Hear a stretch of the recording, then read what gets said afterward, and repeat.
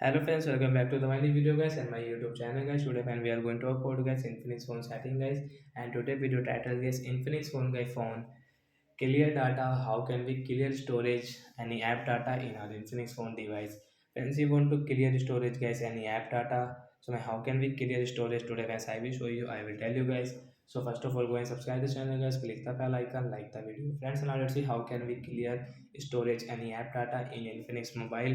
So guys, we will select guys any app. For example, for guys, I will select guys my YouTube app, and guys you can see get this app info guys. You will have to on guys your app info setting guys, tap here.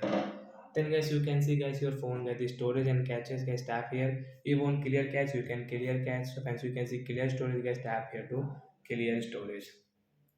So like the guy we can clear storage or YouTube data. So guys you can use YouTube setting guys. So like the guy we can clear cache app data in our Infinix phone device. So bye guys, thanks for